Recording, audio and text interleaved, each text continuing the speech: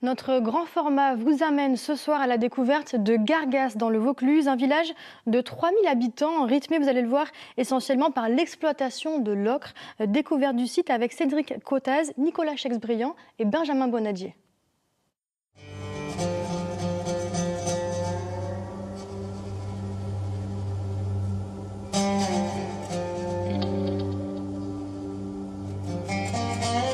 Le village de Gargas est intimement lié à l'activité de l'ocre. En témoignent ses anciennes carrières souterraines, les mines de Bruhoux, des gisements fermés depuis de nombreuses années qu'il est possible aujourd'hui de visiter. Bonjour Driss Hassen. Bonjour.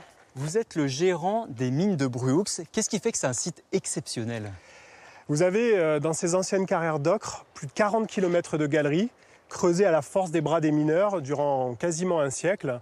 Et donc vous avez tout un dédale comme ça de tunnels jusqu'à 12 mètres de haut sur 3 ou 4 de large. 40 km de galeries se trouvent ici. Un vrai labyrinthe. Ici, on ne vous parle que de la première étape, qui est l'extraction de ce minerai qu'on appelle sable ocreux.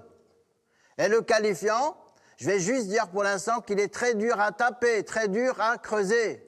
Et c'est tellement dur qu'on sait aussi que tous les mineurs devaient changer 7 pioches par jour. C'est impressionnant, c'est immense. On ne croirait pas de l'extérieur, mais ça donne une impression immense avec de très belles galeries creusées par l'homme au début du siècle. Il va y avoir une solidarité entre eux pour pouvoir faire des galeries aussi énormes. Pourquoi on exploitait cet ocre à l'époque et pourquoi on avait autant besoin d'ocre finalement? Alors c'était une industrie très importante pour le territoire, pour le Luberon. 80% de la production partait sur le port de Marseille avec le train et allait à l'étranger pour du caoutchouc. Et le reste, effectivement, on l'utilisait pour de la peinture, des enduits, des badigeons. Comment on passe de l'ocre au caoutchouc? C'est quoi le... Alors l'ocre, en fait, servait d'épaississant et rentrait dans la composition du caoutchouc avec la plante l'EVA que vous devez connaître. Qu'est-ce qui a fait que l'exploitation s'est arrêtée à un moment donné? On arrive au milieu du XXe siècle, un peu avant les 30 Glorieuses, et on a beaucoup de peintures synthétiques qui arrivent sur le marché et aussi de produits liés à la pétrochimie, ce qui va mettre un terme à l'activité industrielle ici sur le territoire. Il reste encore une dernière exploitation ici à Gargas. Ah bon? Et je vous invite vraiment à le voir, c'est la dernière en Europe.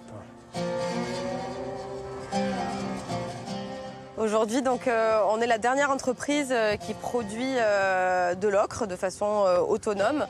Donc, on a notre carrière qui est située donc, sur Gargas et notre usine qui est donc sur Apt. Naturellement, il ne s'agit pas d'ocre pur, il s'agit de minerai au creux.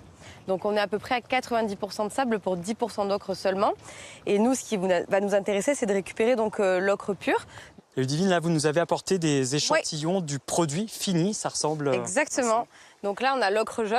Donc là, c'est vraiment l'ocre quand on l'a juste broyé. C'est fin. Ouais. Doux. Et vous voyez, ça n'a rien à voir si vous touchez justement le minerai au creux. On n'a pas la même qualité de grains. On exporte à peu près 70% de notre ocre déjà, beaucoup sur le continent africain, et puis après un peu partout dans le monde.